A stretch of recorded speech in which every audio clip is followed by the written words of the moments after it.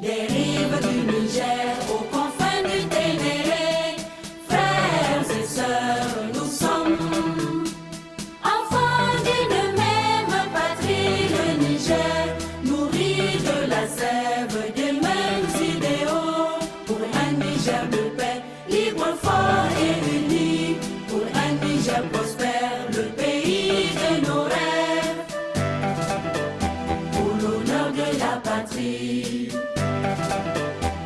Incarnant la vaillance et la persévérance et toutes les vertus de nos dignes aïeux, guerriers intrépides, déterminés et fiers, défendons la patrie au prix de notre sang.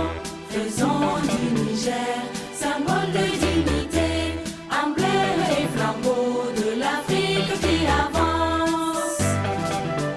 Pour ces nobles idéaux, debout et en avant pour le travail, en avant pour le combat. Nous demeurons debout, portant haut le drapeau de notre cher pays, dans le ciel d'Afrique et dans tout l'univers, pour construire ensemble un monde de justice, de paix et de progrès, et pour faire du Niger la fierté de l'Afrique.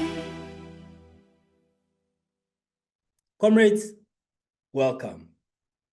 Thank you so much for joining this conversation today, and we're very excited. Revolutionary greetings, welcome to all of you from all over Africa, starting from Cairo in Egypt all the way to Cape Town, South Africa.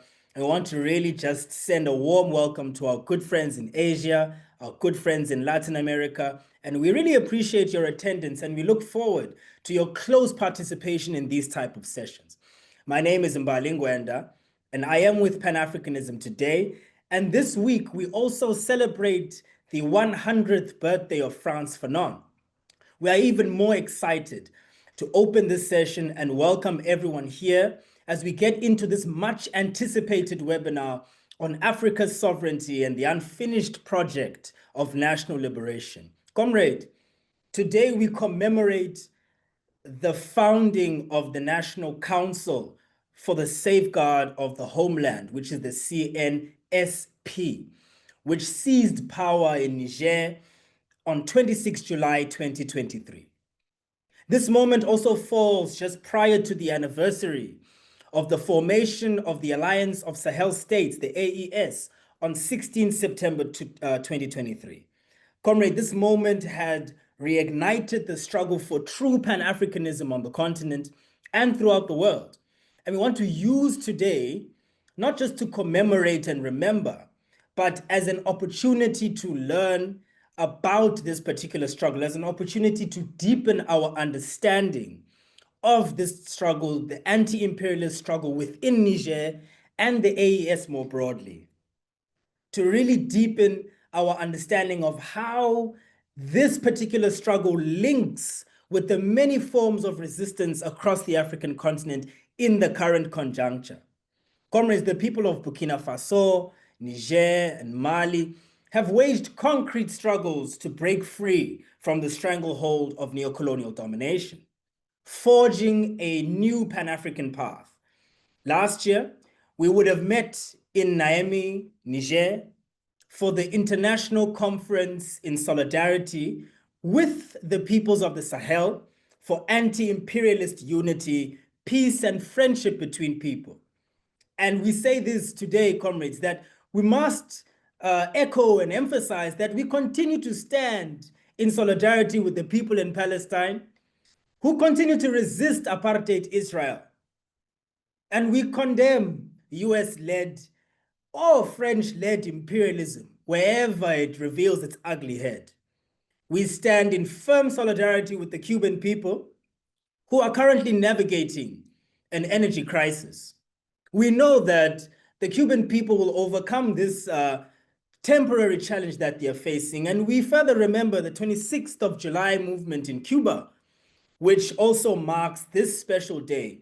And we continue to draw inspiration from that moment. Comrades, we really are honored to have all of you here. And I would like to spend some time to just introduce our speaker. I would like to introduce formally, and hopefully as we continue talking, we become less formal and more casual as we learn from you. Comrade Abdourahamane Oumarou is a committed Pan-Africanist, anti-imperialist, and strong advocate for Nigerian sovereignty, who currently serves as the president of Urgences, Pan-Africanist Niger. Maybe I might not have said it right, but you'll correct me. But it is an organization which has also demanded the withdrawal of foreign military bases and the rejection of the CFA France. Comrade Abdul, thank you for taking time to be with us. Thank you for making sure that you carved this moment for us. We really are honored to have you on this special day. And I want to just maybe pose this sort of opening for you as you would take over, is to say, like, what is the significance of 26 July to Niger, to the broader region? And what is the meaning of this day to the people of Niger and to the people of the region? Leadership, without wasting any more time, welcome, and the floor is yours. My revolutionary greetings to everyone who's here tonight in this webinar. We're here to talk about year 2 of CNSP getting in power, how 2 years ago the military took power. So it's really a pleasure to see all the comrades that are here.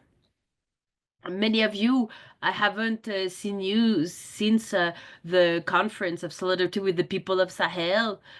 That was the last time we saw each other, so it's really a pleasure to see you. And thank you for this opportunity to be able to share her story about how the people of Niger lived through the CNSP and what have we been doing during the past 2 years? What's been going on?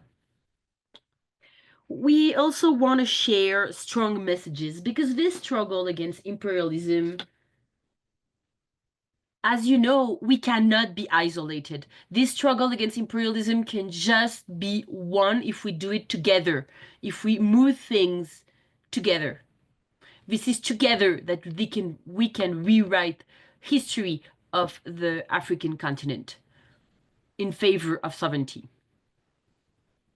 This struggle to get rid of the link with our old colonizers can just be achieved together.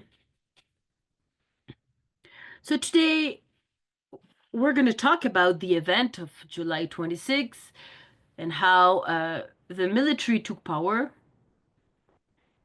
Then we need to remember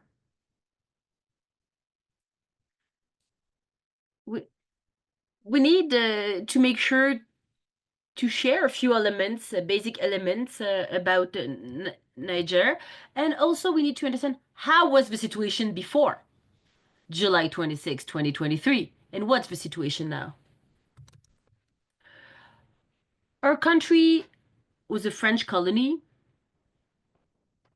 from 1960 to until 1960, until we can say that from 1960 to July 2023, we were still what we call a prefecture in France, like a department. We were under the control of the old colonizer because of our wealth and the resources and all that. So the French influence from 1960 to 2023 was really strong. In the past, we had a few leaders in the country that tried to get rid of those chains since 1958. A name that is well known in here, but not necessarily internationally, because he's Djibo Bakary, our comrade Djibo Bakary, a friend of Nkrumah, a friend of Couture, and and a friend of Lumumba at the time. In 58, when the General de Gaulle asked to its colonies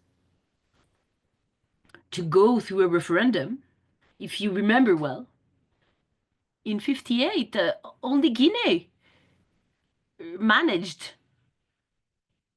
to get a strong no and to say no to colonization, to French colonization. At the time, if you remember well, in Niger, Djibo Bakani, the comrade Djibo Bakani, he was in favor of no, like Boutouré. But what happened is that in 58, elections were manipulated by France. They took the ballot box as usual. And that's how President Yuri Amari, pro-French, a friend of de Gaulle, became president. He was really close to Côte d'Ivoire president, and it was really a president that would protect the interests of France. So after these elections, Comrade Djibo Bakali had to exile in Ghana with Nkrumah. That's actually, he was there when Nkrumah was a victim of a coup under the hand of imperialists. And they ended up with Couture. I'm telling you all those stories. I'm doing that background because we need to understand where we're coming from so that we can see where we want to go. So without, I can tell you that General Chari is following the path of Djibo Baraki in this in breaking the relation with France. That's why I wanted to give you that. Why I wanted to tell you. So in order to explain, that National Council for Safeguarding of the Homeland, CNSP, it's been created by the military that in the front line, that are the one that everybody know. You have the number one, you have the number two, General Sarakinubi. He's a defense minister. You have the Homeland Ministry and Special Forces. This is the council, so this is around them that the National Council was created. The first issue when they took power 2 years ago was security. The issue of security was the main issue. It was a great threat because despite the presence of foreign military bases from the US and France, despite that, there was a really bad situation in terms of safety. That what created that movement. We also followed what happened in Mali, because first it happened in Mali, then Burkina Faso, and we followed when Assimi Goïta took power in Mali, and then Ibrahim Traoré in Burkina Faso. So Niger was next. That was what was going on at the time. We needed to take that step.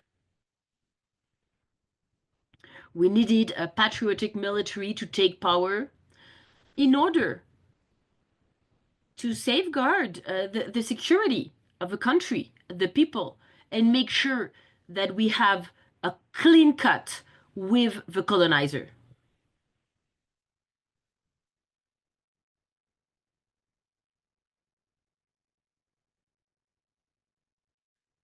So the second issue is political and diplomatic sovereignty.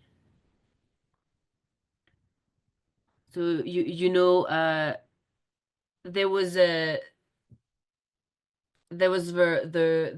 rupture with institutions like ECOWAS, like the CFA franc.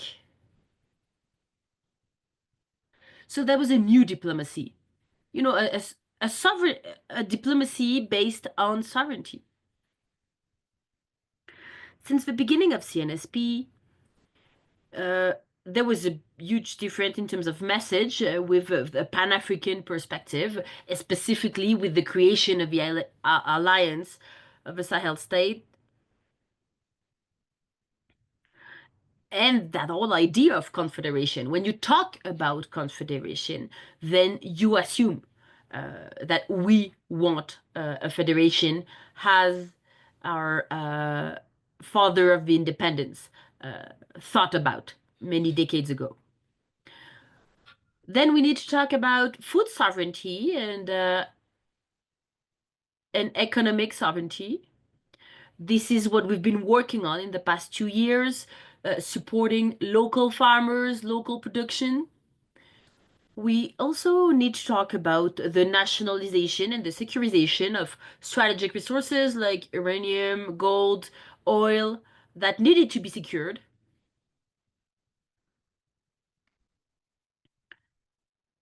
The National Council always also implement some tax reform because we needed to strengthen national economy, because after the illegal blockade after 2023, the situation was really critical. So we needed to address that. We also need to talk about the IS, the Alliance of Sahel States. That's I think for me, it's the beginning, it's the seed of what could be the United States of Africa. I think that alliance will inspire other countries to join. Even countries that are not necessarily sharing border with us, they could be inspired by that proposal.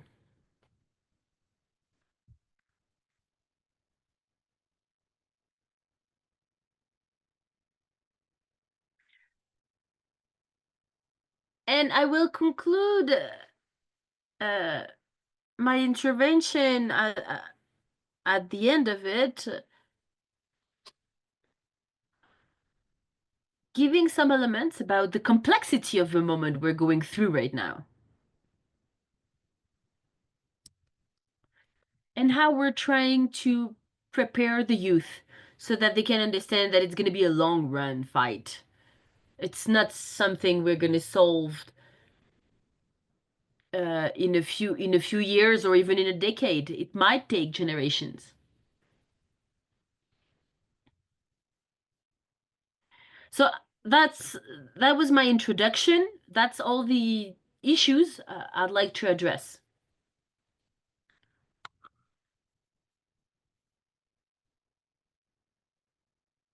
I have a few specific events and dates that I'd like to share that should allow us to for you to understand better what happened in the past 2 years.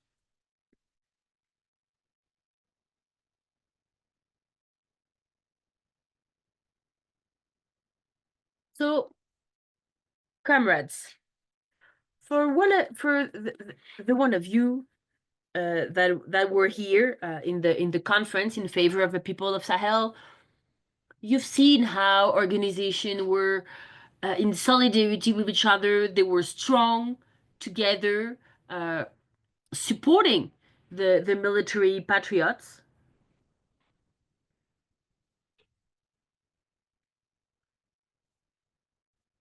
In their struggle for sovereignty. So as I was telling you,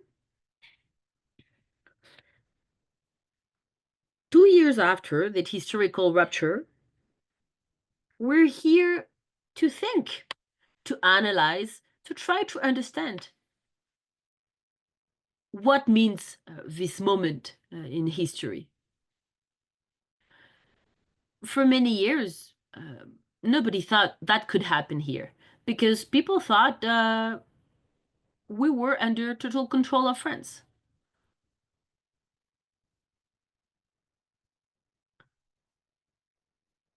Okay, so what we need to analyze is what need to be done. Because great, the military took power, they kicked France out, but then what? What do we need to build? We need to build sovereignty. We need to build that path toward dignity and liberty. In order to assess the situation now, we need to understand how was the situation before July 26, 2023. So before talking about the revolution, let me please share a few elements about how was things before. Niger, as many African countries, got independence in 1960, which but it was an independence that was under control. So officially, independence was obtained in 1960, but it was not complete. Let's be frank about that. Because of the context of the French domination was exactly the same. Because what was called cooperation agreements made France at the center of everything. So the military agreement in 74, we had a president who tried to get rid of France and managed to reduce the presence. The mining agreement were created from Paris. Paris was deciding what was going on. Economic policies were defined in the Élysée in France. Even the recognition of her own election were defined in France. That was the situation. So during decades, we were under foreign influence, a really strong foreign influence. And it was, I would say it was humiliating.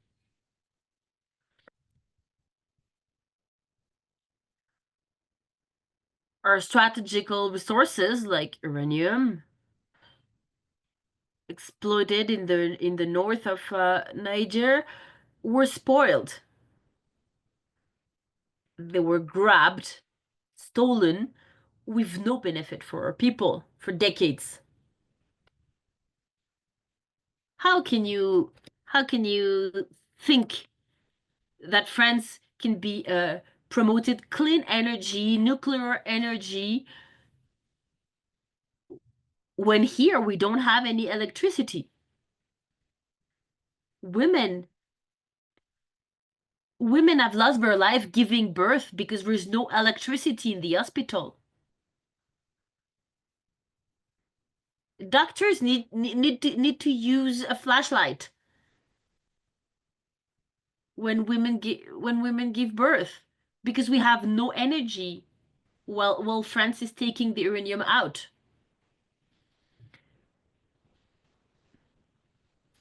Our military forces, our army was marginalized.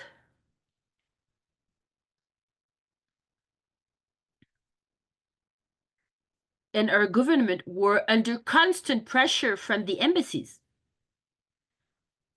I mean, the president was getting order from the French embassy.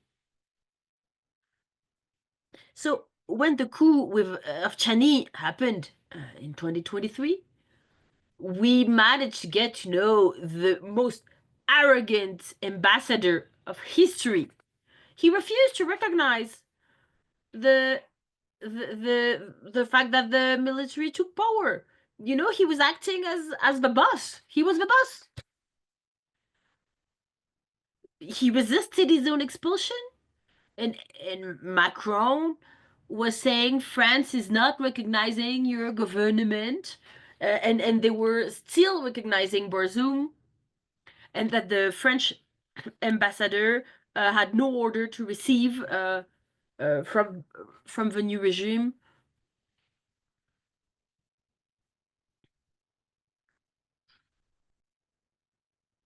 So as I was telling you, our government were under the control of embassies. They were servile to France. So all those elements build up a really strong frustration in the heart of the people of Niger. People were exhausted from that, seeing how our wealth was grabbed. We had nothing. They were taking everything, and then we saw other countries trying to liberate themselves. I mentioned already Mali and Burkina Faso, and the youth today, thanks to internet, people are interconnected. People see what's going on in other countries. So there was also in Niger, the majority of the population is young, and people were just waiting for an occasion to do the same in our country. And they wanted to get rid of the old regime that was a regime under French influence. It was less as if it was just the mayor of one of a city of France or something like that. So that frustration was really strong in the Nigerian people, and people wanted sovereignty, wanted liberty. But it was impossible. So what happened on July 2023? So CNSP made that clean cut. The difference between Mali and Niger is that in Mali you already had grassroots movement that were against the regime, the government.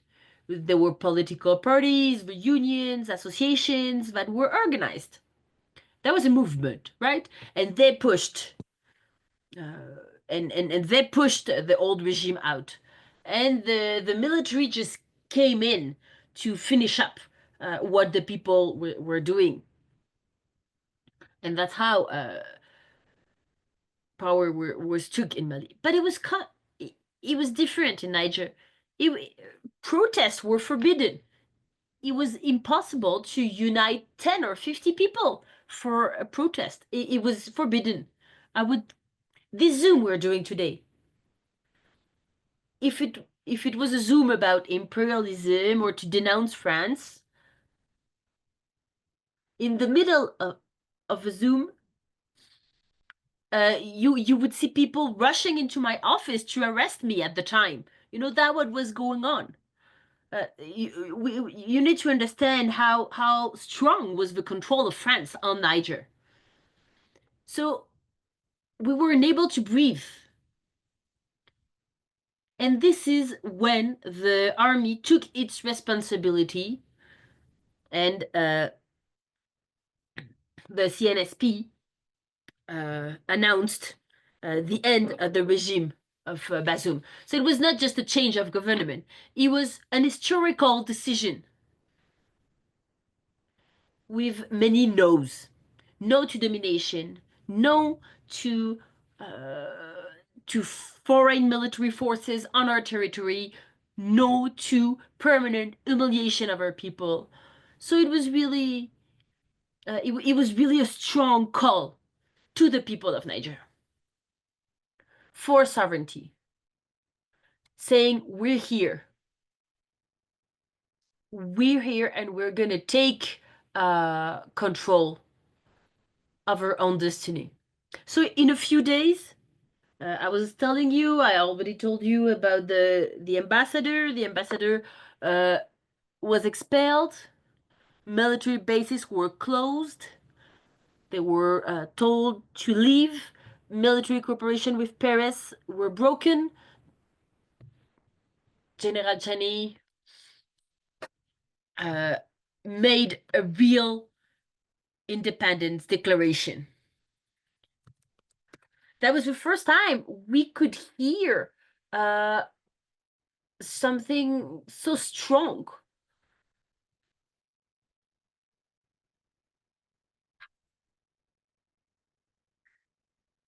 General Barré and others.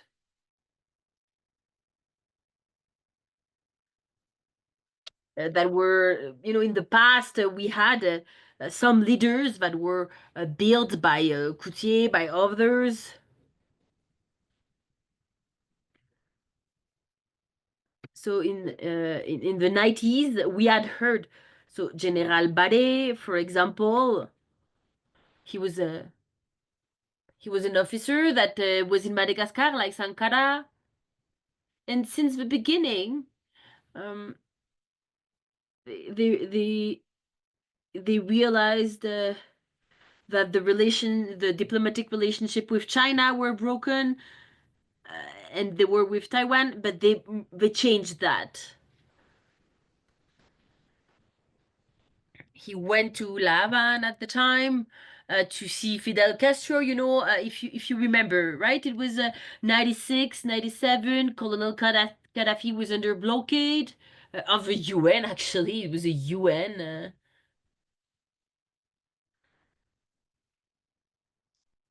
So the General Barré helped Gaddafi to challenge the blockade, and actually they fought against the blockade and they managed to win. So we had that story in the past.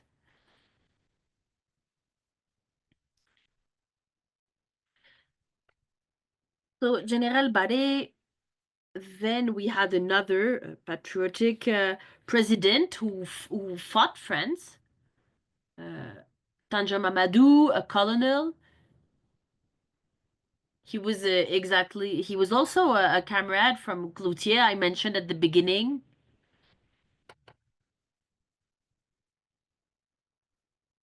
So there was an history of sovereignty perspective from this line of militaries.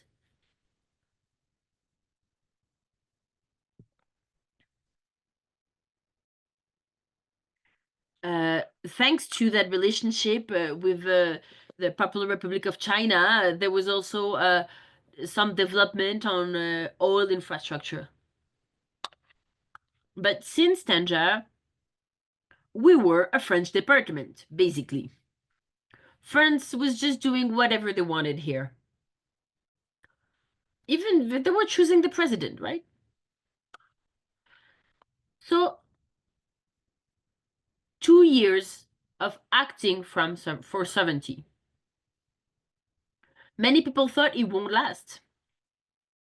But 2 years after, here we are. And action speak louder than anything I can say. We're still here. And we're here on the international scene. So Niger got out of ECOWAS. We know that ECOWAS is managed by foreign forces, among which France. We have a new partnership with China, with Iran, with Russia, Turkey, on the base of mutual respect. Our general learned how to deal with this Pan-African sovereignist perspective, opening a new front of diplomatic offensive. Now, on the military side, our army was an army that was submitted subjected to the foreign forces.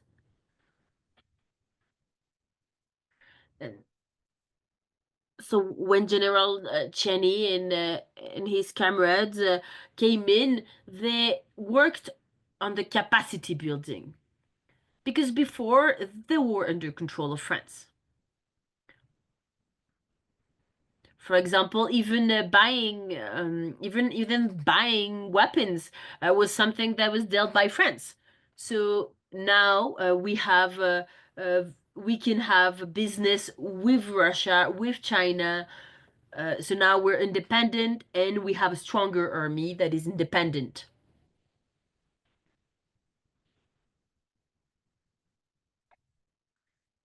And it was the first time of history to secure our border without foreign presence.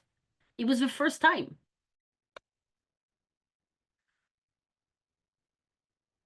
Because usually the French officer were the one giving orders.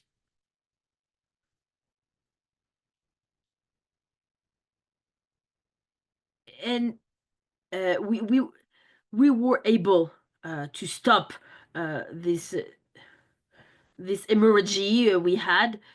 We're still under attack. Obviously, we know that this terrorism has been imposed by the imperialists, and we know we're still having heavy losses because of that. France was saying that in Niger they were doing a great work.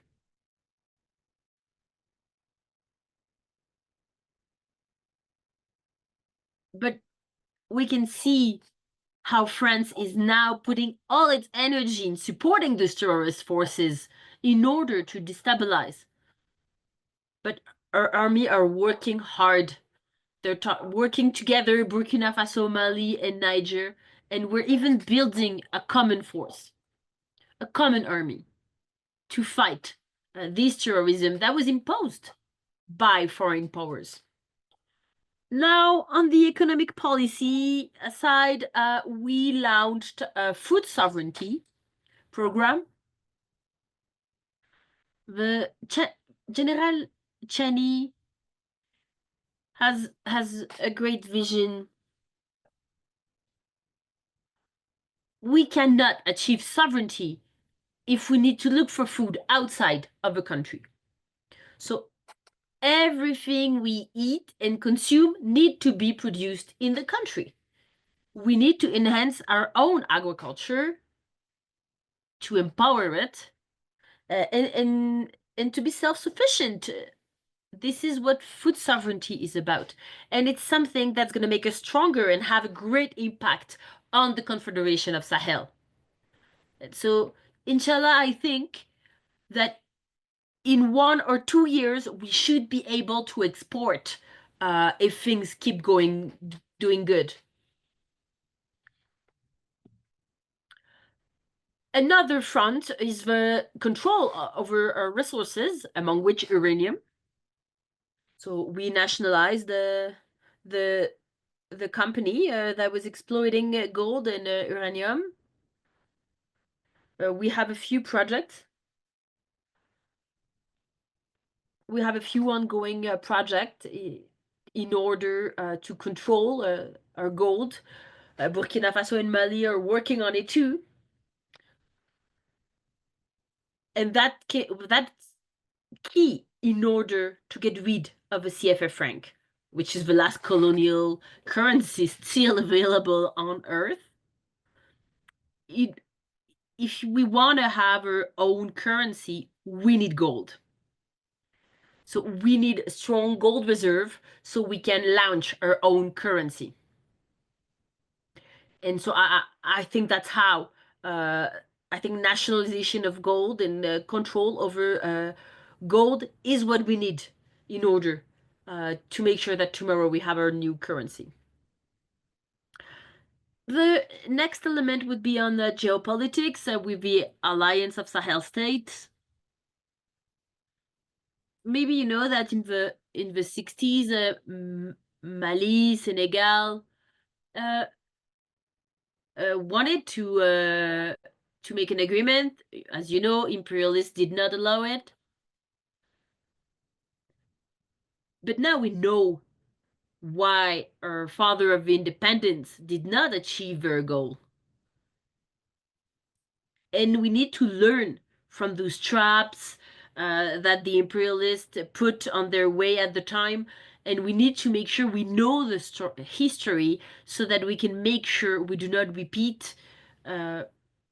We need one army, we need one passport, we need one airline, we need a currency, and I think we're building it. It's the beginning. It's a seed. It's a seed toward the United States of Africa, as I was telling you.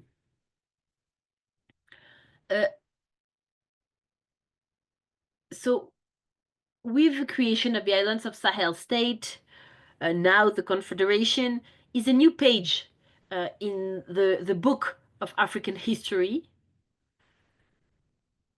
The fact that 3 countries can unite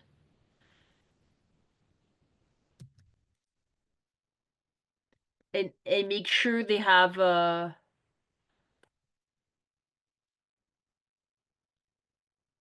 the fact to make sure that they can decide together how to act in this new moment of history, and that's making their voice stronger to unite. And we've been able to make people around the globe talk about what's going on thanks to the alliance.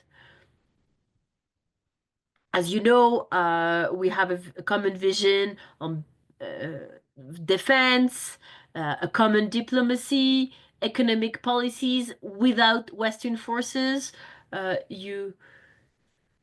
many things haven't been public. For example, the economic policy side is not the most public part of what the alliance is working on, but it's happening.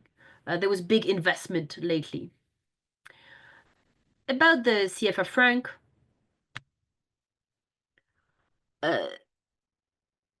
what means CFA? It's colony French money, and it's the last colonial currency. The CFA that we have in our countries, and I'm gonna repeat it, it's the last colonial currency that is still used. So let's talk about Niger today. Niger today is in the midst of a revolution for its dignity.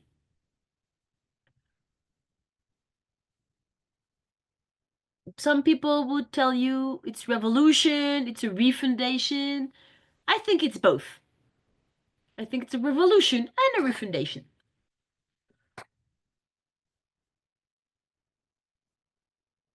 It's not a bloody revolution. It's a revolution for sovereignty. A revolution of consciousness.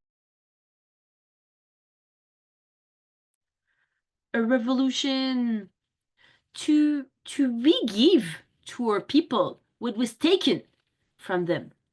For a people that now refuse to kneel. We're talking about people of Niger that are supporting their army, that are supporting this change. And many people thought it was a passive culture and people were seen as calm, but I think the decision is made and history is being rewritten. The history of the country, and even the history of Sahel, and rebuild and rewrite a history of the continent together. It's a decision that's been made to build the Africa of tomorrow, the Africa that's going to be strong. So to conclude now, we need to understand that it's going to be a long run. But there's no choice. We need to do it. This is a fight for sovereignty that we need to pick up the fight.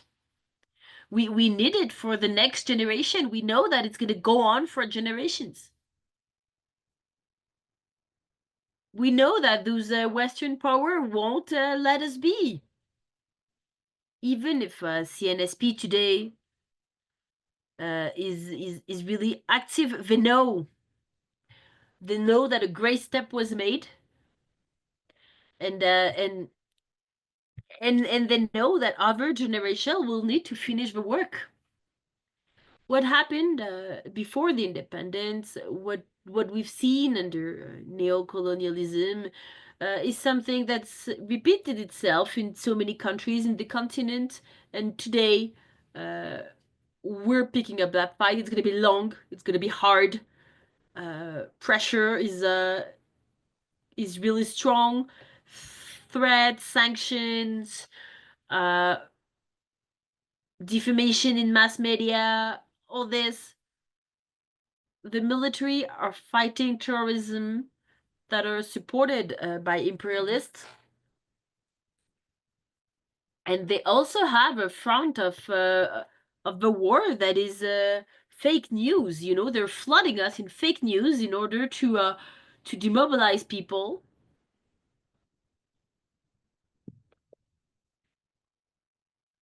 Last time I saw a video with someone happy about the death of Lumumba, and I was actually sad. So, you know, they're trying to make our leaders lose legitimacy with those fake news. They tried in Burkina Faso. They're scared. They're scared because Traoré is really popular with the youth of the entire world. Niger today is the target. And they're trying to make the people doubt about their leadership. They want to convince the people that all these suffering now, all those sacrifices are not worth it. This is what they're trying to put inside people's head. But this is the role of revolutionary Pan-Africanist organizations to raise awareness, to make sure that people know what's going on and what are doing the patriotic military, why they're fighting now.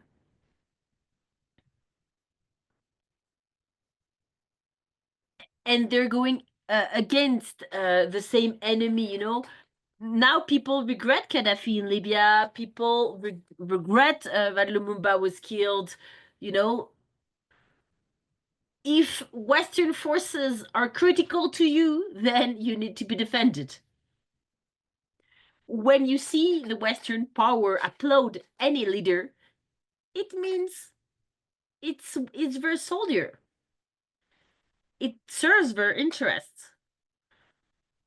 So I want to honor the CNSP today. I want to honor everyone who came to the conference, this anti-imperialist conference in 2024. It was really important. It was amazing to have all those strong fighters coming to support us. Today it's July 26th. July 26th is also the anniversary of the Cuban Revolution. So I know Ernesto Che Guevara and Fidel Castro are still opening an eye on what's going on around the planet. And Frantz Fanon was mentioned too. We know he's watching. We cannot forget all the people that struggled for the liberation of the people. So quickly, in 2 years, we gave back sense to our flag. But national liberation do not happen in 24 months. This is exactly, this is why CNSP decided not to do a celebration of year 2. They asked everyone to pray, to mobilize, because the fight is still on. So they said it was not a day to celebrate, because we took back our resources. And if you're following the news, France is in a really bad situation because they lost our gold and uranium. And because they don't have access to our uranium, they're really in a complicated situation in France. So things are going to get worse. I think everything was said. I want to thank you. I think we can interact with questions. Maybe I can follow up on a few elements. Viva Africa, viva sovereignty, viva the struggle of the people of the world. Good evening to everyone who's here around the world, from China, from Africa. We cannot fail. Our fathers of independence in the 60s tried, and they failed. We need to follow their path and to win. To win for sovereignty, this is a fight for sovereignty, a fight for dignity. Yeah, that's what I wanted to share. Thank you so much. I also, there's a few dates. Maybe after in the questions I can follow up with that.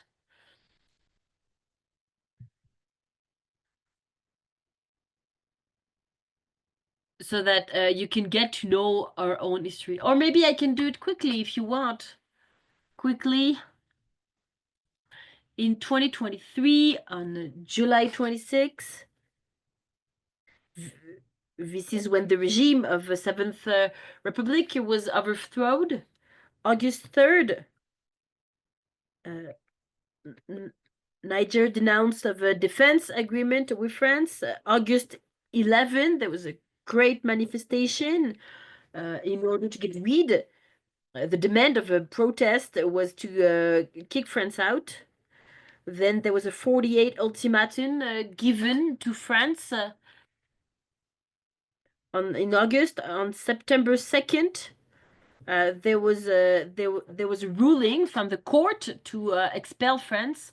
On September 16, the Charter and the Alliance of Sahel States.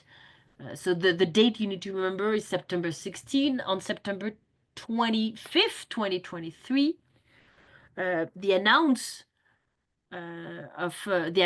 of Macron to retrieve forces. Then there was the first meeting at the foreign ministry of the alliance that created the confederation. Then in 2024, January 28th, the withdrawal of the three countries from ECOWAS. Then the retrieve of G5 Sahel, December, end of the agreement with the Union European. End of December, there was also the end of the tax agreement with the European Union. December 2023, that was the last French soldiers.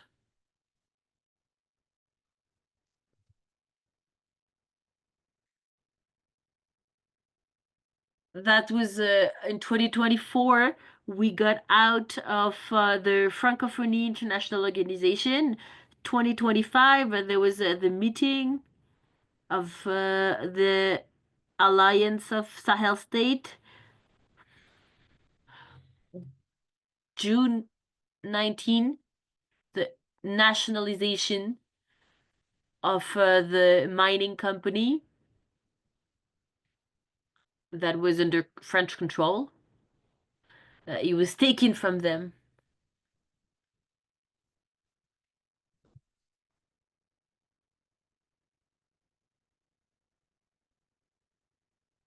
On November 19, 2024, thank to Panafricanism Today, WAPO, and all these organizations. The great conference was organized in Niger in support of the people of Sahel. It was something that touched all of us because that was such a sincere support. General Chani always mentioned it. He always asked about you guys. Hey, always say like, hey, how are your friends that came? They were like, yeah, they're still here. They're still supporting. He's always asking for you guys. So that would be the end for me. I would give you the mic back.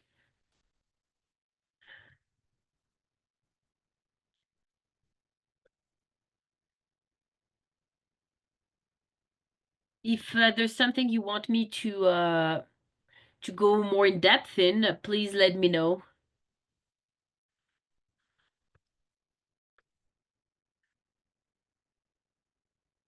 So thank you. Thank you so much, Comrade Abdur. And you know, the best part really about these webinars is when we get to interact with you. We know we never get much opportunity as Pan-Africanists, as activists and leaders of organizations to sit like this to learn from each other. So thank you so much for your presentation. I know for a fact that there's so much that you've shared with us that I know comrades would be very interested in. But before I lead us into the discussion, I want to first welcome our comrades from Swaziland. I want to welcome leaders from Lesotho, from Zambia, from Germany, from Congo, Tanzania. Thank you so much, comrades from Kenya, South Africa as well. I see that you're here. I want to also thank comrades for making time to be here with us. I see comrades from Belgium are also here. Comrades, it's so important that we find opportunities like these to really sit and discuss openly and as critically as we can, and as frankly as we can about our questions and some of the things that we look to understand. So thank you so much for joining. And please, again, I want to remind you to put your questions in the chat. We know that it's a very big group, so it'll be difficult to just let comrades come in and talk because we also have a very short time with our leader here. So we need to find different ways to, to keep to the time that we have. So please put your questions in the chat. But also echoing what you have said, Comrade Abdur, that the 26th of July is a special date. It's a date historically where we saw the July 26 movement, unfolding in Cuba. And today we actually can say from Havana, Cuba, all the way to Niamey, Niger, in solidarity and revolutionary spirit, the 26th of July seems to have become, and we mean politically, historically, a date that is remembered all the way from Africa to Latin America. And comrades, we are saying that from this webinar onwards, we want to encourage comrades within your movements, within your organizations, all peace-loving people who are on this webinar today, to intensify your campaigns for the end to the blockade in Cuba. Especially now that there is a build-up to the United Nations General Assembly, which will be happening in September. And we think we need to be explicit about that. And we need to be unapologetic about standing in solidarity with the Cubans who are dealing with a US, you could say, architected crisis, an energy crisis which was created by the United States. And we know that the Cubans, Comrade Miguel Diaz-Canel, is currently in talks with other countries and organizations who are in solidarity with the Cuban Communist Party, who understand the plight and the struggle of the Cuban people. So we really want to echo that, and we really want to push that, comrades. Really, let's intensify these campaigns. However, there are some questions that have come in, and I want to just put one or two to yourself, leadership, and then you will deal with them as you do. Because we have a lot of young leaders here who are very interested, but at the same time, I want to just put one or two questions to yourself, and then you will deal with them as you do. But number one of the questions that came in was the question of repression of the sovereignty of the region itself. So has the region, or has Niger, experienced any forms of repression in this project? Repression coming from the state, or resistance coming from the states, the United States, coming from Europe? Has there been any pushback? And if there has been, could you spend some time sharing some of these developments with the comrades here? Because I think the question as it was posed is that we don't know what forms of resistance and challenges that Niger, or even the Sahel as a region, has been facing directly from be it France, Europe, or even the United States. So that's the first question that I want to pose to you. I want to continue taking them here on the side, but that's the one I want to put to you. If you can spend dealing with this.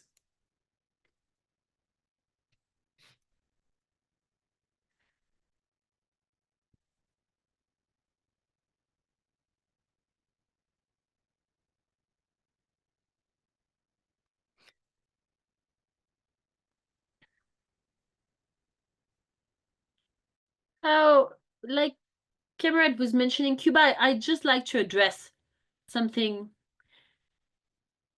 It's a key. We need to know what happened in Cuba. We need to learn. We need to compare. We need to understand our situation today. You know that Cuba suffered a lot because of the blockade of the US.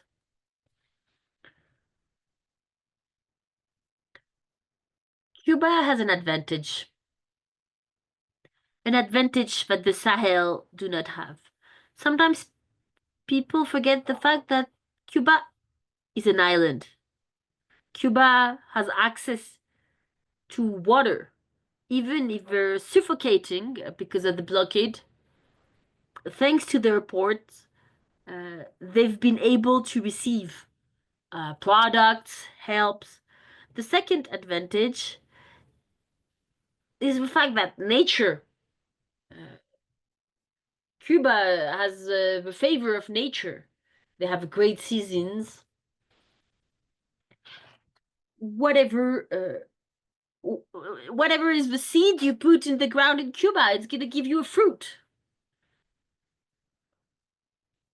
In Sahel, we're in desert, right? With 2 or 3 months of rain on a year. It's something that we need to understand. I mean, we have agriculture just 3 months per year.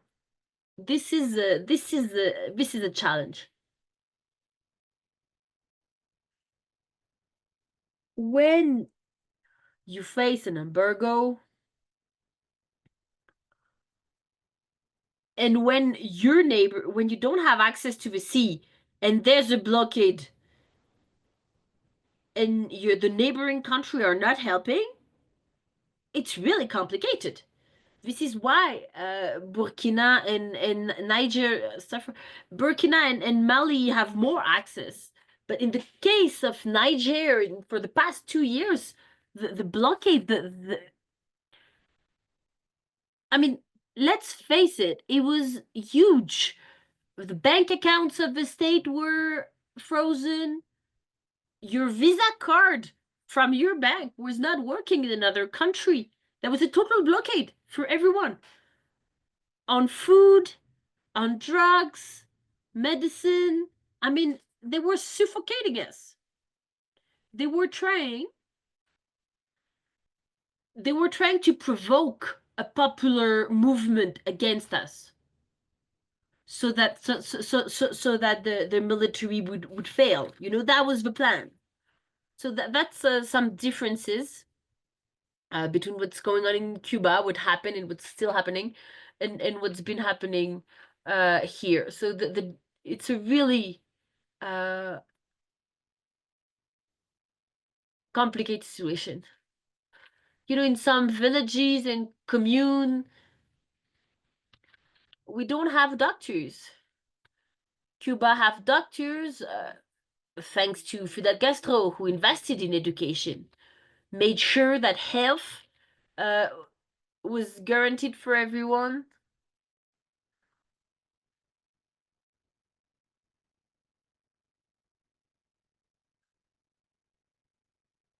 Neocolonialism got rid of our education system here. That was on purpose, to make sure that you don't have well-educated people that would rebel, right? So the challenges are great. The words are not enough to describe the crisis. What I was telling you about the exploitation of uranium by France. We're the third producer, and we don't have electricity. Electricity in Niger comes from Nigeria. We don't have our own electricity production. And France, through Nigeria, cut down electricity. What does that mean? People were dying in hospitals.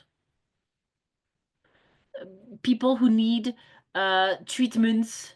So, for example, if you're on a dialysis, if you have a diabetes, people die because they cut off electricity. You cannot imagine what people have been going through because of those cuts organized by France. The drugstore were just empty. Trucks could not bring food because the ECOWAS country blocked the border.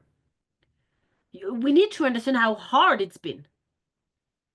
Just one country that I want to grade because it's really important. Who's there when things are hard? Whatever is the situation of Togo today, because people say it's a dictatorship, people can say what they want to say, but Togo opened a corridor and allowed Niger to survive, to go through Burkina Faso. That's how we survived. We always need to remember who helped you in moments of need, and Togo did. I was talking about the blockade when I was talking about Tanja, the old president that retrieved the oil permit that were in the hands of the U.S. and put it to China so that we could start to produce. And thanks to this refinery, we've been able to survive.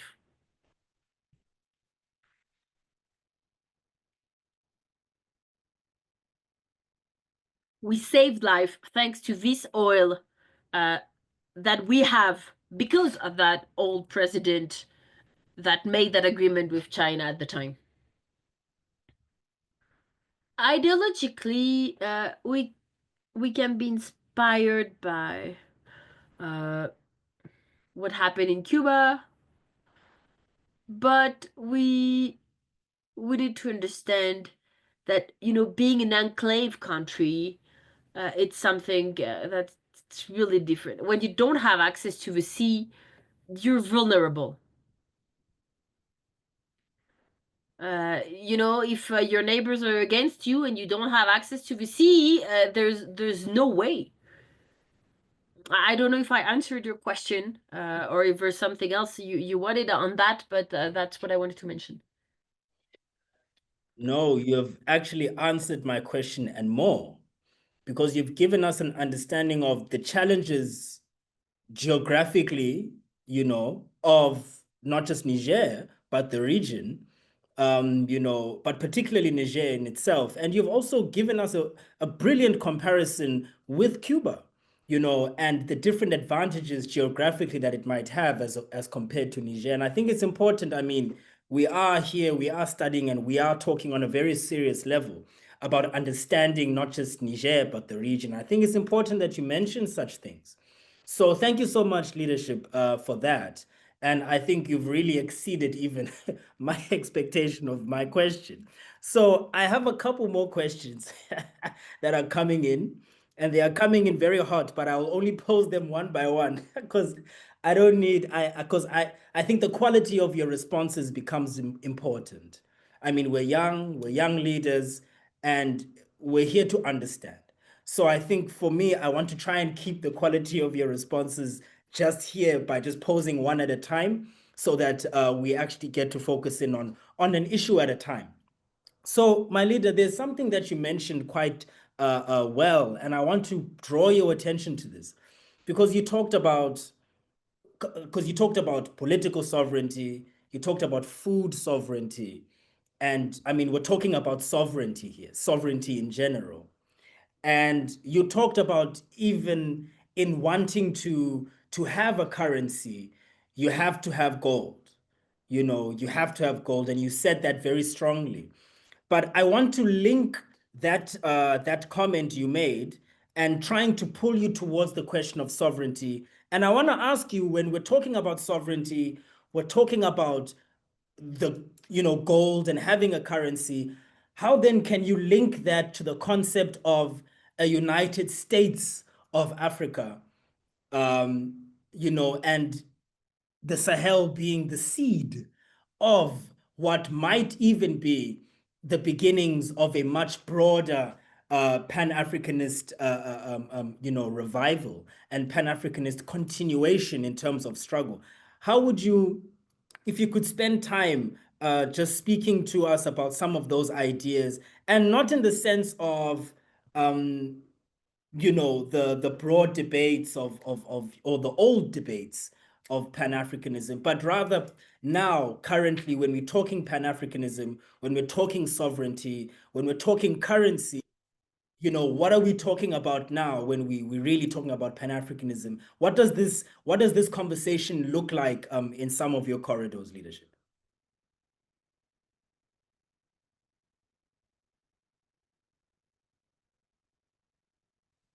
Yes, great. About the currency, I need to give you some background because maybe some people in this webinar don't understand what is the CFA franc. CFA franc was a currency that was created after World War II in 1945. You need to know that France was destroyed at the time during World War II.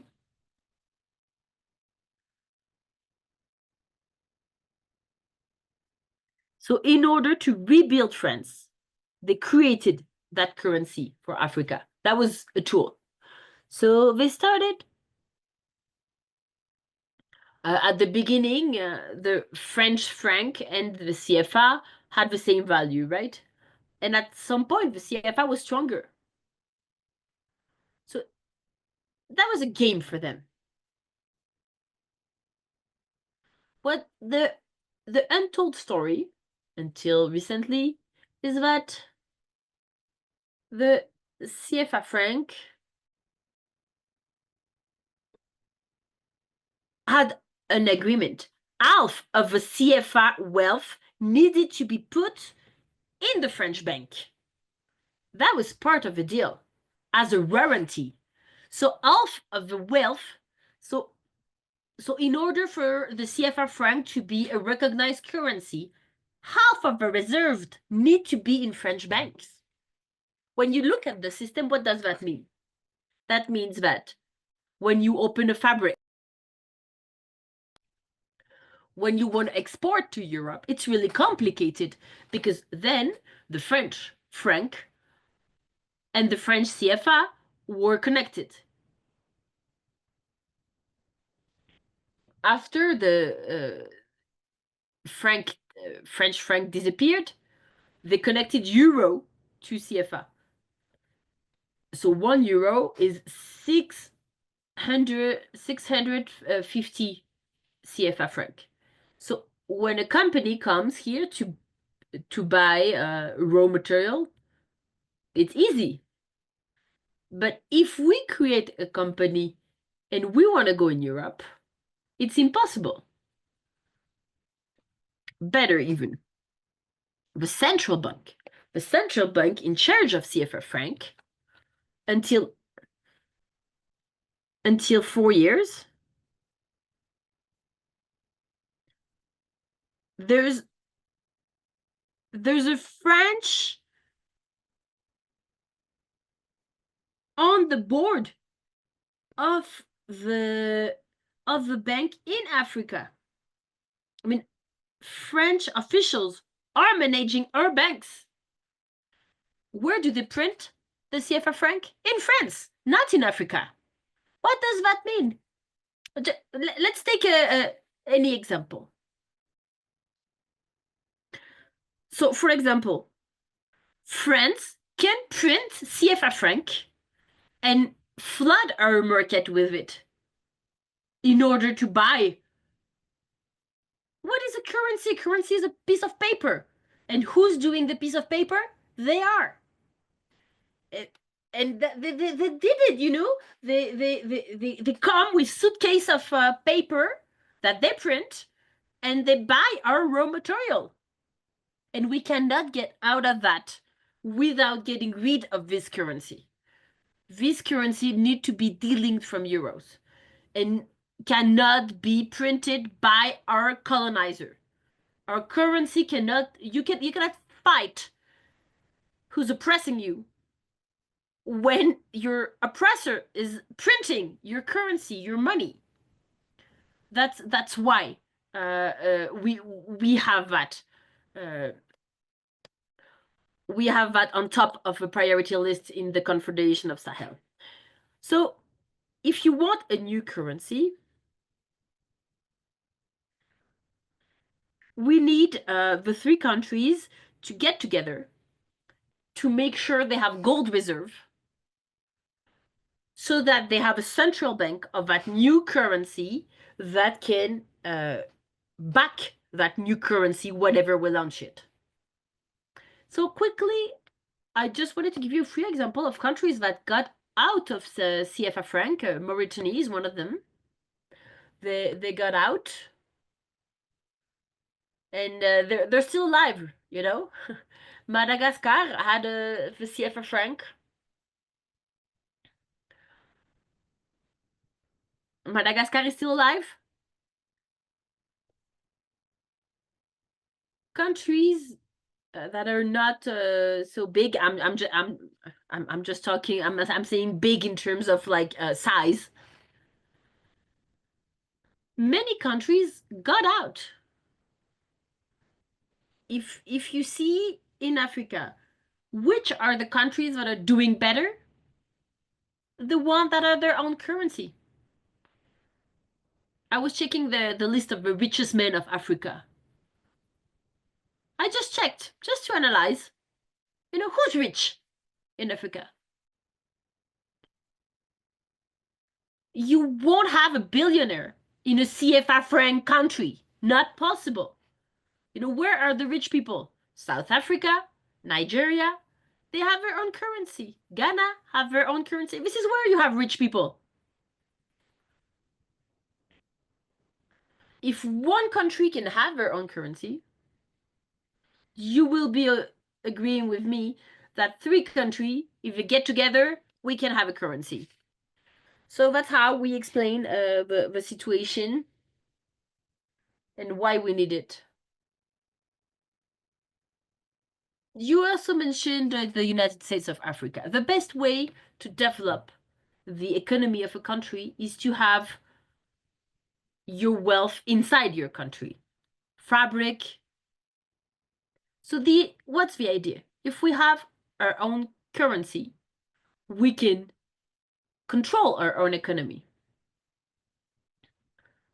Which means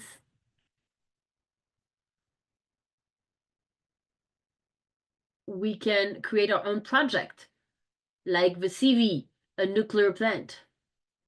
A civil nuclear plant should allow us to produce really cheap electricity. That will give an opportunity to some countries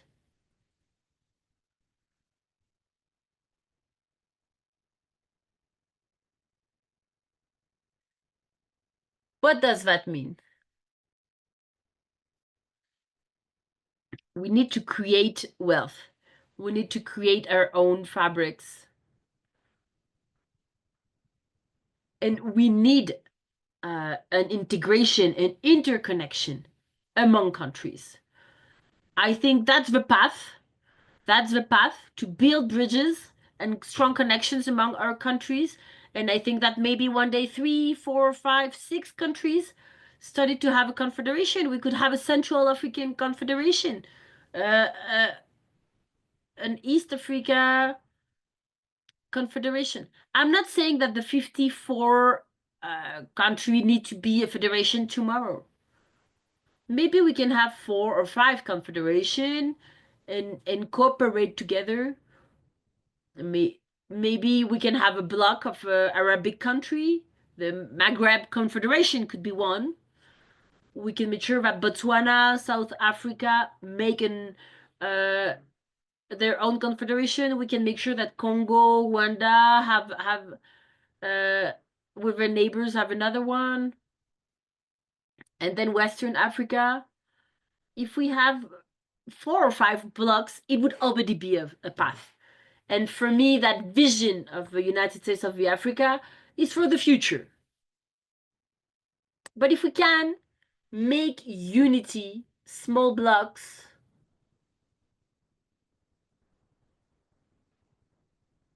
I think that would already be a great work. And I think we need to work on it from now, not for tomorrow, for maybe the day after. I think the Alliance of Sahel States can be a showcase to inspire others so that other regions can organize in confederation, and then we can start to converge all together as a Pan-African project, like Nkrumah, Lumumba, and others dreamed about, like Sankara, that had a vision. They had a vision that was common with one Africa. Because as united as we can be, as strong as we will be. We need to unite in order to be strong. Africa will unite or die. We would not understand that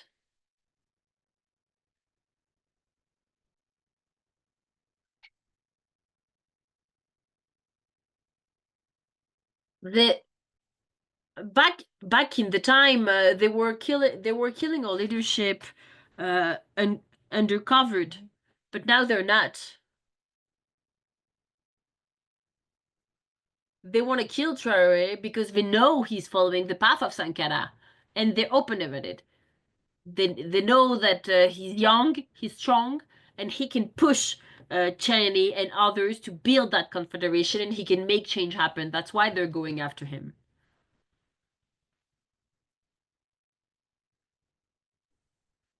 Thank you so much. Thank you so much, Comrade Abdul. And I can't even begin to explain the clarity that you have brought on some of the debates.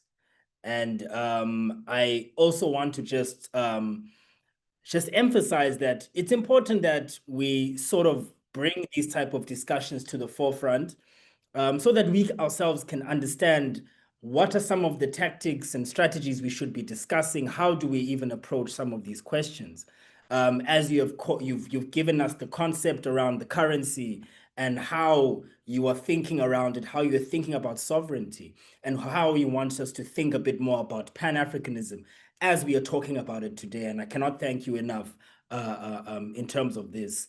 There's one more question, leadership, that I need to pose to you. And I think it's one of the most important ones, and I think I saved it for last. Is that how then do popular organizations, how do popular organizations and grassroots organizations show solidarity with the AES or bring themselves closer to the AES as we are talking in a Pan-Africanist space, and we are trying to build these relationships ourselves? Some of our organizations might not be in power, but they are popular organizations with mass bases and support the AES quite openly. So I want to pose that in that sense, that how do popular educations get closer to this political project?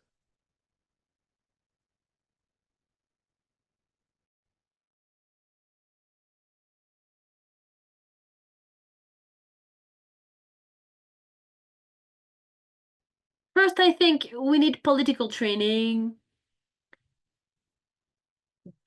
to go deeper. We need to insist on that.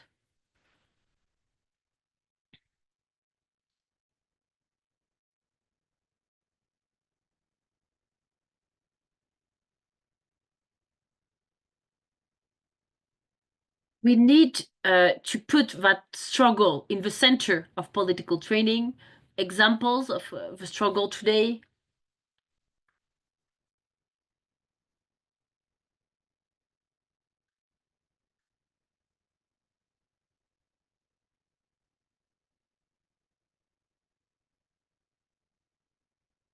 The conference in solidarity with the people of Sahel. You might remember I named many of the organizations that were supporting.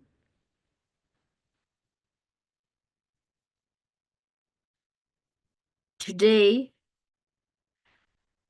we we need to see that those organizations are in the center of power. Many of them are part of the government, the one that you saw in the conference.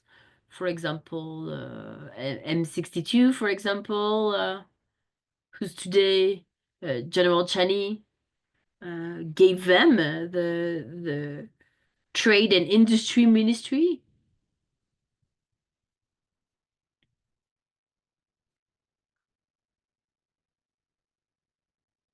Two of the members are on the council.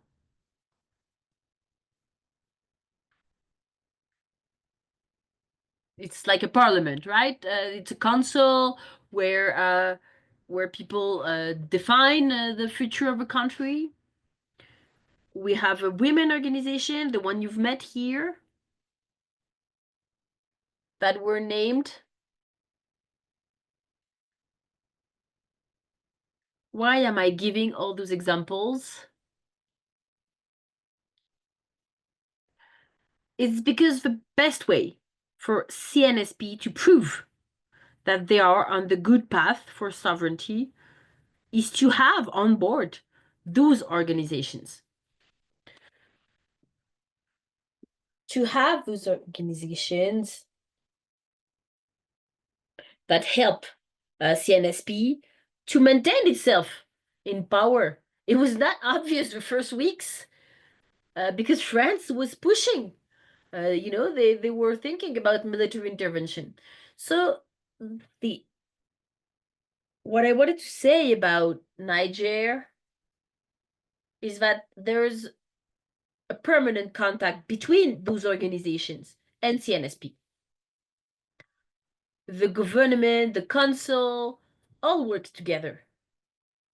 And key actors of the movement are there.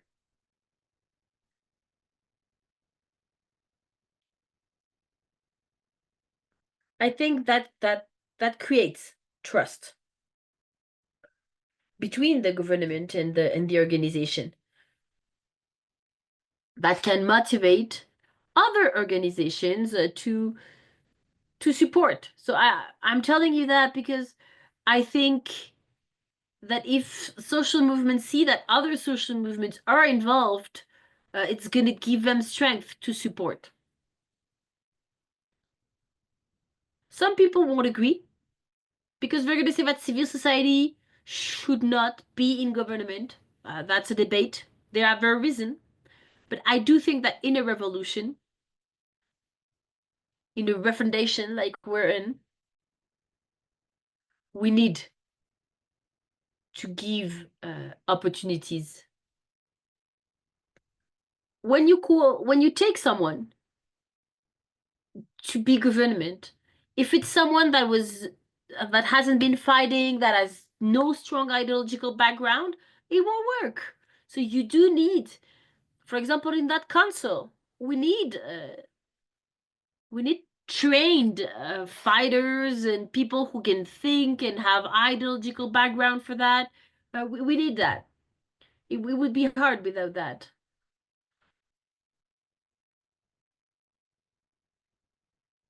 If you have people that have been taking risks, taking a military bases, went under the rain, those people are the people that are, they're on board. They're committed. So it's necessary in order to go forward. Thank you. That's what I wanted to say about our experience. There's many other things and structures that can be supported. That's why when you were here,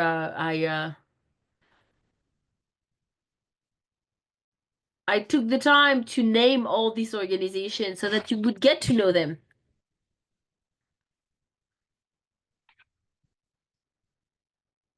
So that they can be well known.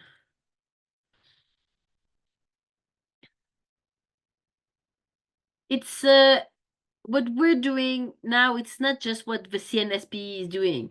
It's where all the Nigerian people are committed and active. And that's how we were able to break the chain with our old colonizer. Thank you so much. Thank you so much, leadership.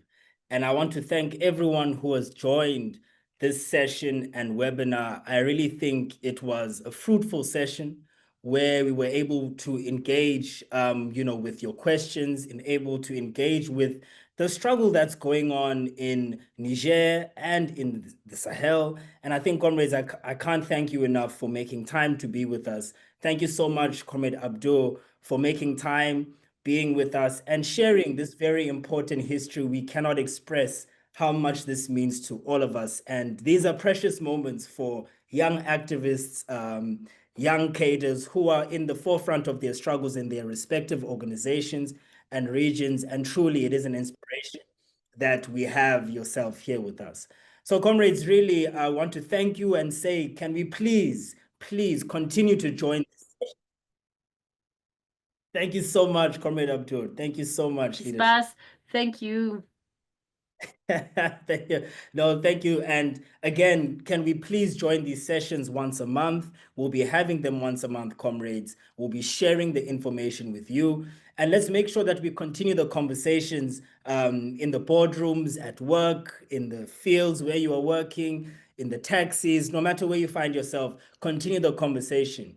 And I want to just close this session, comrades, by saying that Frantz Fanon, in his book called Towards the African Revolution, written in 1960, said that Africa, that is to say Africans, must understand that there is never any greatness in procrastination, and that there is never any dishonor in saying what one is and what one wants, and that in reality, the cleverness of the colonized can, in the last analysis, only be in his courage, the lucid consciousness of his objectives and his alliances, and the tenacity that he brings to his organization.